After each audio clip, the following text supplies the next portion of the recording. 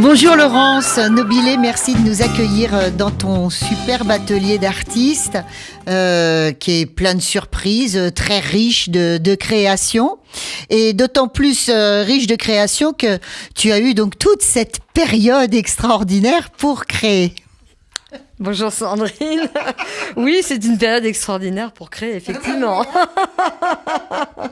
Restons positifs. Oui, il faut rester positif. Oh, mais c'est vrai, ça a été un moment de tranquillité dans la ville. Et donc, ça a permis de faire fleurir des nouveaux projets, on va dire. Voilà. Alors, je découvre ton univers. J'apprends que tu as été élève aux Beaux-Arts à Paris, élève à l'école Boulle. Également, tu vas nous raconter ton expérience au Louvre. Raconte-nous tout ça, tout ce lit de connaissances et d'apprentissage artistique qui fait de toi ce que tu es aujourd'hui. Ouais. C'est vrai que... Alors déjà, j'ai rencontré Patrice, mon époux, dans un des ateliers de la ville de Paris, en modèle vivant, voilà. Oh. Donc nous dessinions le modèle vivant. Et, non, c'était pas lui, non. Ça aurait pu, mais c'était pas lui, non. Et à l'époque, il était encore très facile d'étudier dans différents endroits en même temps. Donc en gros, on avait un pied au Louvre, où on faisait des copies de tableaux. On avait un pied dans les ateliers de la ville de Paris, un pied aux Beaux-Arts et un pied à l'école Boulle. Et donc avec tout ça, on venait picorer différentes techniques, différents savoirs. Et ça a été pendant 10 ans de formation, on va dire, une période assez formidable pour l'étude. Voilà. Alors, on va reprendre un petit peu ce que tu me racontais tout à l'heure, par exemple, au Louvre, la copie, ce moment de copie, d'échange aussi entre copistes, et tu me disais que c'était plus vraiment la mode de faire de la copie, et que c'est dommage. Oui, c'est dommage. Les gens ne savent plus le travail que ça demande à un peintre, déjà en tant qu'exercice, tu vois, en tant qu'étude. Et surtout, quand tu tombes amoureuse d'un tableau ancien, au lieu d'avoir juste une affiche, de demander à quelqu'un de t'en faire une copie, ça change quand même l'aspect de recevoir une copie de tableau chez soi. Mais disons que moi, j'ai fait quelques expositions de copies de tableaux, mais ensuite j'ai abandonné, si tu veux. J'ai pas continué. Oui, il y a des gens qui ont... Il y a quelques personnes en France qui pratiquent la copie de tableau de façon très régulière, et puis d'autres qui le font de façon occasionnelle. Voilà. Patrice, mon époux, lui continue. Continue. Il a de temps en temps des commandes de copies de tableau. Ouais. D'accord. C'est-à-dire, il y a des familles, par exemple, qui doivent se séparer d'un tableau de famille qui a une certaine valeur, et donc ils s'en séparent pour X raisons, mais pour garder un souvenir, ils demandent à un peintre d'en faire une copie. Du coup, il y a une copie de tableau qui reste dans la famille. Voilà. Et tu disais que copier un tableau, c'est comme faire ses gammes, évidemment. Oui, c'était un exercice assez courant jusqu'au milieu du XXe siècle, on va dire. Les peintres, durant leur formation, avaient ces exercices à faire. Voilà. Autre exercice, c'est ceux que tu vas faire aux Beaux-Arts. Raconte-nous. Oui, alors aux Beaux-Arts, c'était plutôt l'étude du modèle vivant, auquel j'ai beaucoup assisté, et l'étude de l'anatomie-morphologie, qui a été un moment vraiment très important pour moi, avec un professeur qui s'appelait Jean-François Debord, qui est toujours vivant, puisque je viens de le retrouver sur YouTube.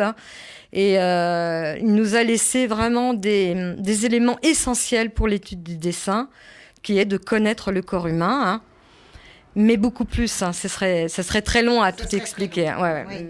Mais tu disais quand même, pour la petite anecdote, tu me racontais tous ces gens qui participaient à ces enseignements en amphithéâtre.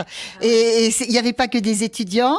Enfin si, il y avait aussi des étudiants en médecine. Il y avait vraiment de tout. Tu avais les élèves des Beaux-Arts, tu avais des élèves qui venaient de l'extérieur. Tu avais l'école de médecine, qui est juste à côté, qui venait aussi étudier le dessin, parce qu'ils se rendaient bien compte que tu ne peux pas apprendre le dessin par l'informatique, tu vois. Tu dois prendre l'outil dans les mains. Et du coup, le professeur sur un tableau immense, nous donnait vraiment un cours magistral absolument remarquable. Et puis, tu avais à l'époque Cartier-Bresson qui venait au premier rang. Mais tu avais aussi Marguerite, qui était taxi parisienne. Tu pouvais avoir un vieux député à la retraite. Donc, tu avais un mélange de personnages qui donnait une ambiance assez chaleureuse, je dois dire. Alors tout ça, c'était le début des années 80. C'est ça, ouais. Et en même temps, tu es à l'école Boulle et là, tu es en gravure. Et là, ouais, et la gravure. Alors l'école Boulle, c'était vraiment, pour moi, l'école Boulle, ça représentait la province, parce qu'en fait, à cette époque-là, il y avait beaucoup de provinciaux qui venaient se former à l'école Boulle. Alors ça pouvait être la sculpture sur bois, ça pouvait être la gravure, ça pouvait être l'architecture, et c'était très équilibrant pour une Parisienne que j'étais à l'époque, parce que c'était des gens beaucoup plus structurés que les Parisiens. Hein. Tu sentais qu'ils avaient une vie beaucoup plus tranquille, moins dispersée. Et du coup, ça compensait avec l'ambiance des Beaux-Arts qui était quand même assez chaotique à cette période-là, puisque tu avais tout ce mouvement créatif, entre guillemets, de l'art conceptuel qui débarquait. Hein. Donc tout était vraiment chamboulé aux Beaux-Arts, tu vois. On savait plus trop les élèves dans quelle direction aller. Donc l'école Boulle, tac, ça remettait un peu le cap sur bon, on revient au b.a.-ba, tu vois. Savoir tenir son outil, apprendre un métier. Donc pour moi, ça a été un bel équilibre. Hein. Voilà. Alors voilà, après la parenthèse enchantée que représente la vie de famille, tu disais que tu avais enseigné l'école à la maison à tes enfants. Voilà, tu es à fond à nouveau dans ton travail, tout comme ton mari qui ne partage pas le même atelier que toi. Oui, parfois on le partage quand même, hein. Mais disons que le travail qui a été mis en route déjà il y a quelques années, hein, et surtout avec le confinement où tout le monde a dû se retrouver ensemble, moi je me suis installée un atelier un peu solitaire, mieux organisé, hein, mais parfois je travaille dans le même atelier que Patrice, où on partage aussi énormément de choses, et lui aussi m'aide énormément dans tout ce que j'entreprends. Hein. Alors voyons, on a justement autour de nous ce que tu entreprends en ce moment. On va parler d'abord de ça. Parce que ces tuiles, elles sont formidables. Tu me disais que tu as travaillé quelque temps à Guédelon. Oui, j'ai travaillé en tant que bénévole, hein, et je suis le projet depuis le début. Hein. Oui. Donc les ateliers, les équipes, disons les anciens, je les connais tous. Et effectivement, j'ai eu, à un moment donné, dans ma période de bénévolat, j'ai participé à la confection de ces tuiles avec la terre de puiset. Ensuite, ça devait partir au four. Hein. Mais c'est pas de là d'où c'est parti. Hein. En fait, ça c'est venu après, en fait. Parce que si tu veux, on se rend pas compte de ce qu'ont fait les anciens, tu vois. C'est comme le canal du Briard, tu vois. On se rend plus compte que ça a été un travail titanesque. Et ça a été avec la force des bras, des hommes, qui ont construit cette ville ancienne aussi, hein, qui est absolument magnifique. Et du coup, quand tu le fais au moins une fois dans ta vie, tu te rends compte qu'il a fallu le faire, hein, que ça a pris du temps, hein, que ça demandait de la force, et pas seulement, mais ça a participé aussi à un projet de société, hein, ça c'est important. Hein. Et à chaque fois que je prends effectivement ce morceau de terre cuite, je pense à ces hommes hein, qui les ont fabriqués avant moi. Et moi, si tu veux, ça me réjouit parce que j'essaie d'en faire quelque chose pour la génération d'après aussi, hein, tu vois.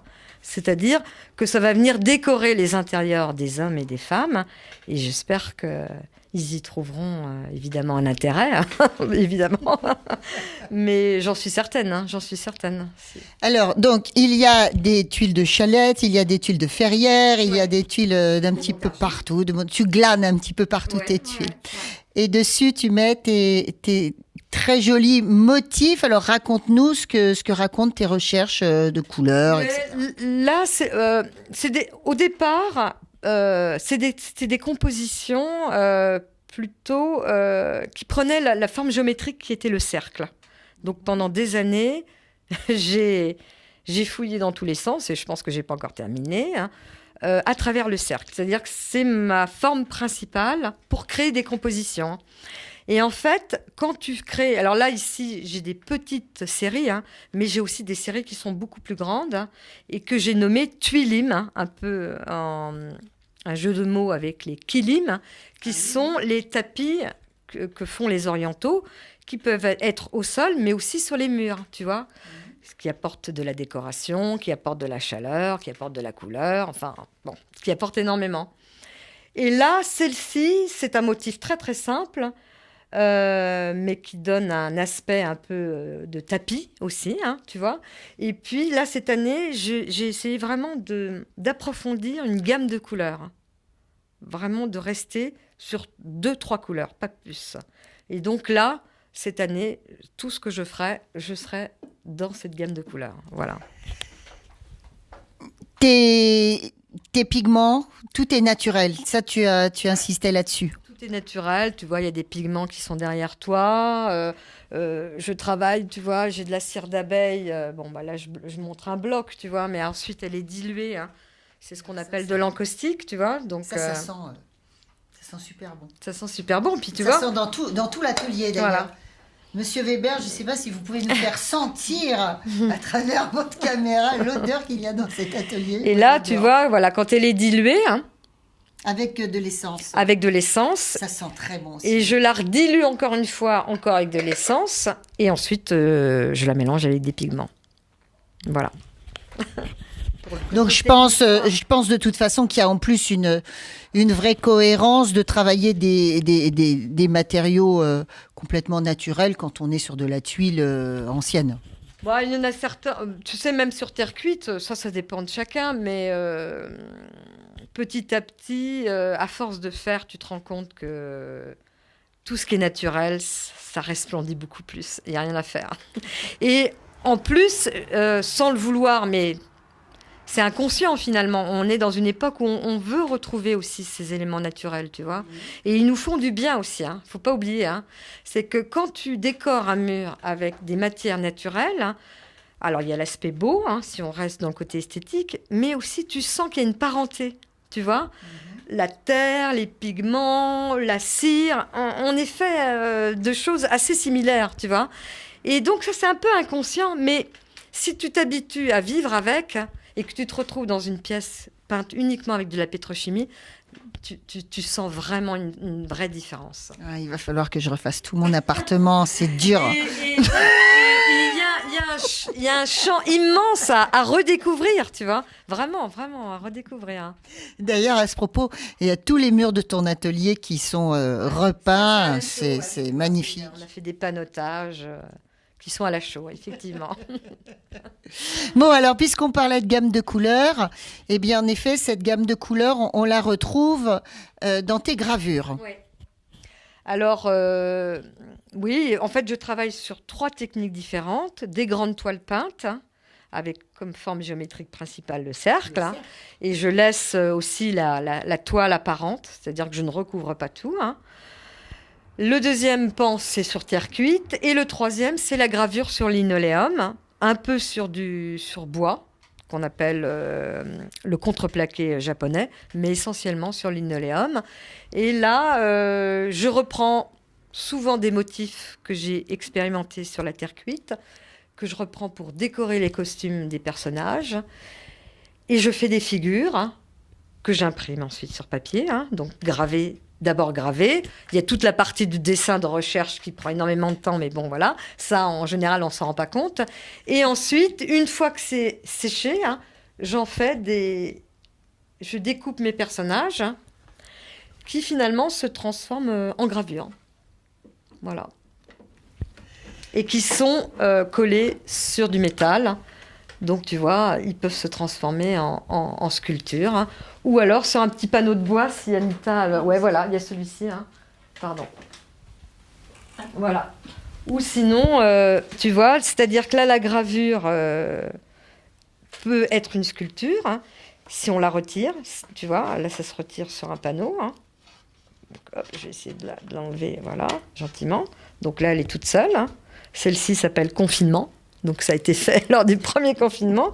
Et ensuite, c'est sur un panneau de bois, pareil, hein, avec que des matières naturelles, puisque là, Voilà, un lait de chaud. Là, il y a du lait et de la chaux. Hein.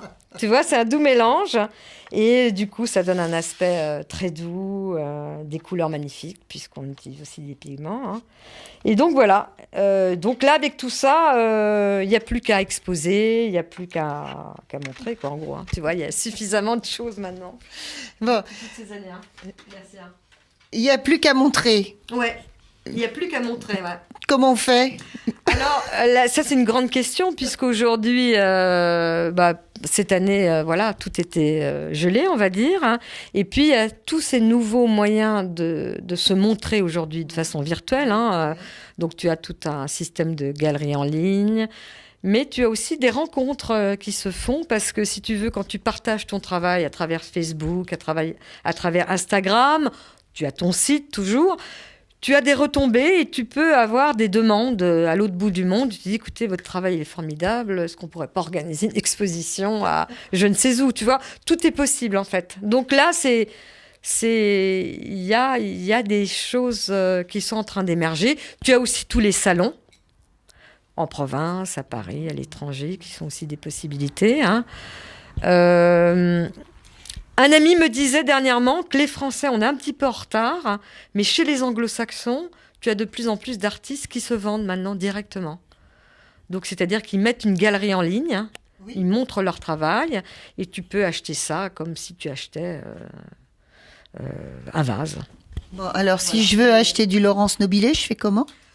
Là, pour l'instant, je n'ai chaque chose en son temps.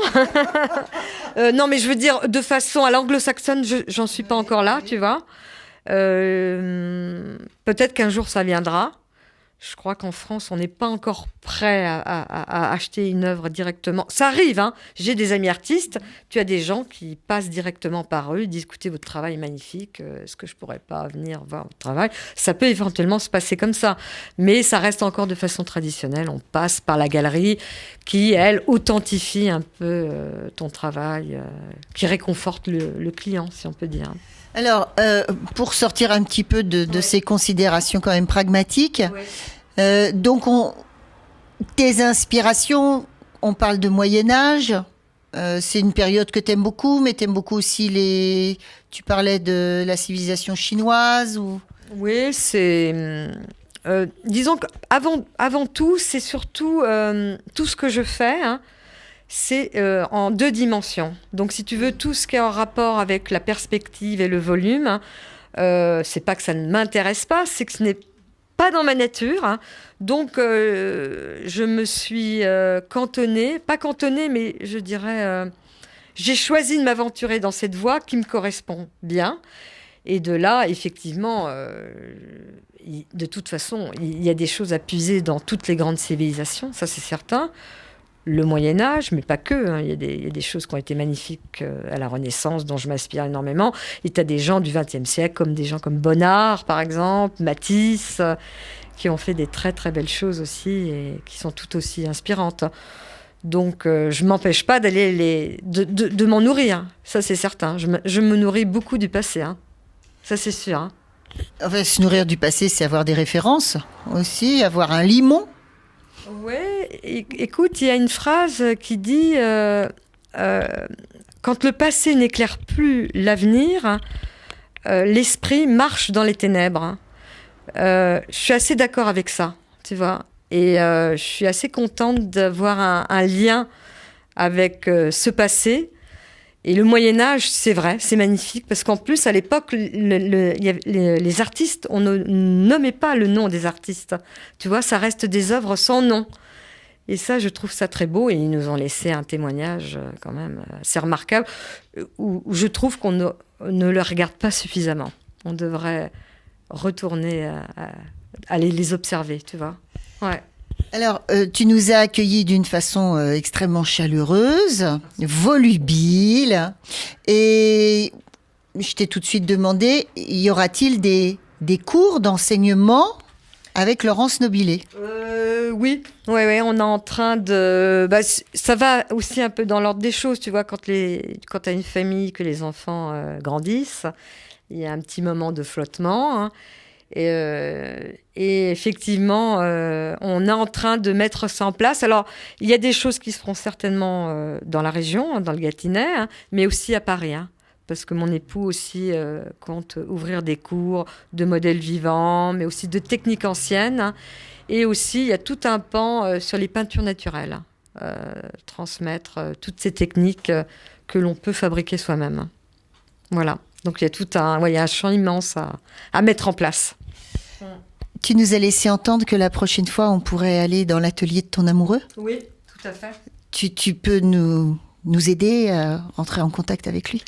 Ça va être facile parce qu'elle le connaît bien. Oui, c'est très facile. Hein. Très facile, un très beau lieu où il y aura de quoi aussi découvrir plein de choses. Hein. Bon. Ça te plaira, Sandra. Merci. Merci beaucoup, Laurence. À bientôt. Merci à toi, en tout cas, pour cet échange. Hein. Mais j'aimerais te voir un jour aussi dans le cadre d'une exposition. Ouais. Oui, il y a Orléans qui offre... il y a un salon auquel on a participé qui s'appelle le Salon des métiers d'art.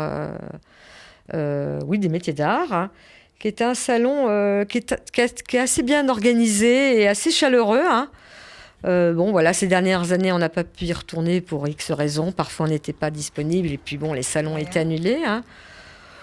Et puis l'avenir, écoute, sera fait de surprises, de bonnes surprises, hein, j'espère, hein, de belles rencontres comme aujourd'hui. Hein. Merci à vous tous. Merci beaucoup. Merci.